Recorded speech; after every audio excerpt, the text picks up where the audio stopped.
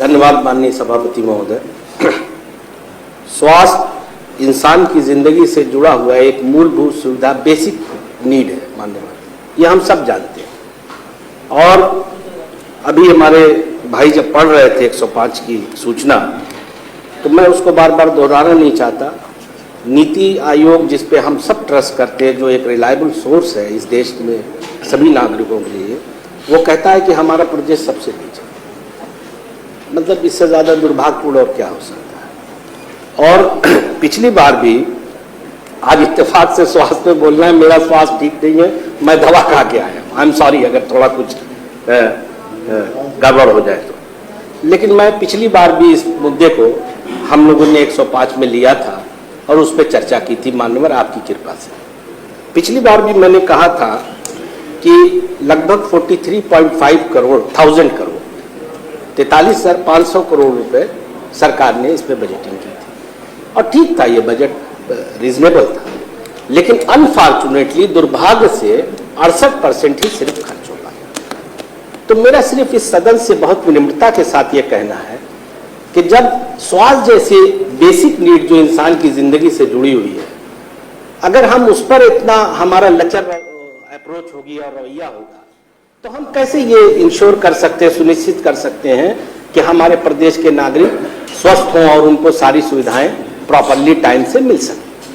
अभी हमारे जासमीन भाई कह रहे थे और वो बिल्कुल सही कह रहे हैं, हमारा पीजीआई हो, लोहिया हो, केजीएमसी हो, ये देश नहीं बल्कि दुनिया की, इनकी प्रतिष्ठा पूरी दुनिया में मानी जाती है मान्यवर। मैं बहुत बार कुछ कारोबारी सिलसिले में देश और दुनिया में जाने का मौका मिलता है, तो मैं देखता हूँ, मेरा घमंड से सर ऊंचा होता है कि ये केजीएमसी और इसका नाम जब पीजीआई का लोग लेते हैं तो बड़ा आदर सम्मान से लेते हैं।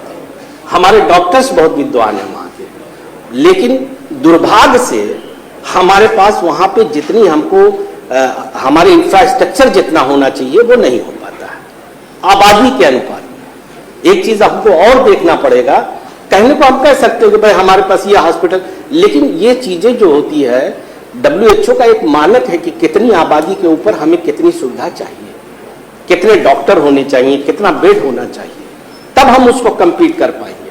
देखिए ये मौका बहुत अच्छा है। अभी हम लोग जो मेरी जानकारी में आया है कि विजन पे चर्चा होने वाली है और देर रात तक चलेगी, तो मैं तो ये दुआ करूंगा कि हम लोग इन मुद्दों को भी अपने विजन में प्राथमिकता पे शामिल करें। शिक्षा हुआ, स्वास्थ्य हुआ, इससे हमारा प्रदेश स्वस्थ होगा।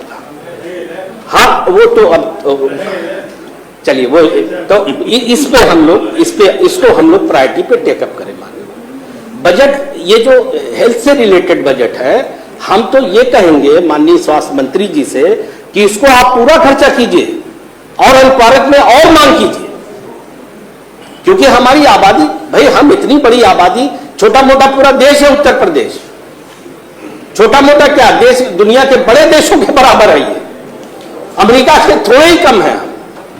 तो अब अगर हम इसको ये समझ रहे हैं तो उसी अनुपात में हमको इसकी व्यवस्था भी करनी पड़ेगी। माननीय पिछली बार मैं बहुत ज्यादा समय नहीं लूंगा, अभी ये अतरौलिया की घटना का जिक्र हुआ 105 में, जो पैसे जनता की गाढ़ी कमाई के आते भी हैं, सरकार की मंशा अच्छी भी है कि हम लोग इसको कुछ इसका उपयोग करें और हॉस्पिटल्स को हम अपलिफ्ट करें और उनको वेल इक्विप करके बढ़ाएं जनता के लिए, उसको भी कुछ लोग बंदर बांट कर जाते हैं, उन्हीं का ये नमूना है। ये जो डॉक्टर सुरेंद्र कुमार ध्रुव साहब के बारे में बात हो रही है, अब आप खुद सोचिए कि जिस हॉस्पिटल में वहां के चीफ के ऊपर ये आरोप लगा हो, जो वहां के सर्वसर्वा है और सालों से वो वहीं बैठे भी हैं, और जिलाधिकारी महोदय की जांच की कमेटी ने जो मुझे जो संज्ञान में आया है कि उनके बारे में ये दोषी भी पाया गया, रिकमेंडेशन भी हुई है, साल भर से वो पेंडिंग। तो अगर हम इस तरह से उसको एक साल तक उस फाइल पे हम पलथड़िया मार के बैठ जाए तो उसमें क्या, तो फिर तो हम मनोबल बढ़ा रहे हैं लोगों का, हम उनको ये लाइसेंस दे रहे हैं कि आप करप्शन कीजिए, वी आर विद यू। तो माननीय सभापति महोदय, मैं आपसे उस बारे में भी निवेदन करूंगा कि जो भी हो उसको सरकार गहनता से, गंभीरता से टेकअप करे और जो भी है उस पर एक्शन ले। एक बात इसी क्रम में मान्यवर, मैंने पिछली बार चूंकि आजमगढ़ जिले का हूं, वहां की जो सदर अस्पताल मेन हॉस्पिटल है उसकी भी बदहाली का मुद्दा उठाया था, दोबारा दोहरा रहा हूं।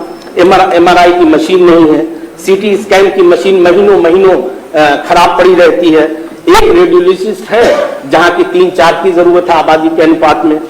डायलिसिस की ये हालत है कि 5-5 महीने नंबर लगाओ, 5 महीने बाद जब तक नंबर आता है तब तक मरीज पहुंच जाता है शमशान। इसी क्रम में मान्यवर मुबारकपुर आजमगढ़ के सबसे बड़ा वो नगर है आजमगढ़ जिले का, लगभग 1.5 लाख की आबादी है वहां पे। और माननीय सभापति महोदय, वहां की हालत ये है कि जो वहां पे जो सेंटर बना है उसमें रात में किसी भी तरह की अगर 7 के बाद कोई इमरजेंसी आ जाए, दिन में भी नहीं रहते हैं लेकिन रात में तो अगर कोई इमरजेंसी आ जाए तो भगवान ही मालिक है। चूंकि मैं वहां से 2 बार MLA भी रहा हूं, मैं ये मानता हूं कि हफ्ते में 2, 4, 5 मौतें सिर्फ इस वजह से हो जाती है कि उनको अटैक आया और उनको टाइम से कोई फर्स्ट एड नहीं मिल पाया, जिला अस्पताल जाते जाते रास्ते में पता चला वो बेचारे चले गए। इसलिए माननीय सभापति महोदय, आपके माध्यम से सरकार से मैं ये रिक्वेस्ट करूंगा कि मुबारकपुर के उसमें कोई उस सेंटर पर कोई कार्डियोलॉजिस्ट नहीं है, नेफ्रोलॉजिस्ट नहीं है, न्यूरोलॉजिस्ट नहीं है, आर्थोपेडिशियन नहीं है, वहां पे CT स्कैन, MRI, अल्ट्रासाउंड की कोई सुविधा नहीं है।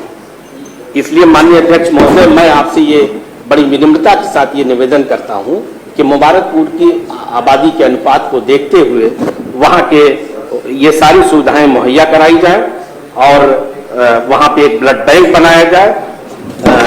इसी क्रम में आजमगढ़ सदर अस्पताल के बारे में भी ये कहना चाहता हूं कि स्वास्थ्य मंत्री साहब उसको भी प्रायोरिटी पे ले और उसको ये सारी चीजें कराएं मान्यवर। और आजमगढ़ ही और मुबारकपुर ही क्यों, मैं पूरे प्रदेश के लिए ये बात कहता हूं मान्यवर, ये स्वास्थ्य हम सबकी जिंदगी का एक अहम हिस्सा है। हम लोग, मैं बार बार कह रहा हूं कि पैसा ठीक है, कहीं कमी हो तो हम कहीं और कम कर सकते हैं, लेकिन हमारे लोगों के पास इतनी क्षमता है, हमारे डॉक्टरों की, और इतने वो विद्वान हैं कि अगर हम सिर्फ और सिर्फ उनको इंफ्रास्ट्रक्चर मुहैया करा दे सरकार, जिसमें कोई कमी भी नहीं, पैसा बहुत, अभी इस बार 50,000 के करीब आपने उसकी बजटिंग किया है, बस उसको खर्च करें और कम पड़े तो और ले आए। और ये जितने भी हॉस्पिटल हैं, मैं मान्यवर आबादी के अनुपात में ये भी देख लीजिए। अच्छा ठीक है, मैं सॉरी 2 मिनट। आबादी के अनुपात में मैं ये कह सकता हूं मान्यवर कि ये जो PGI है या लोहिया है या KGMC है, इस तरह के कम से कम अभी हमको 10 से 15 हॉस्पिटल की जरूरत है, अगर हम उस अनुपात में WHO को रख के देखें।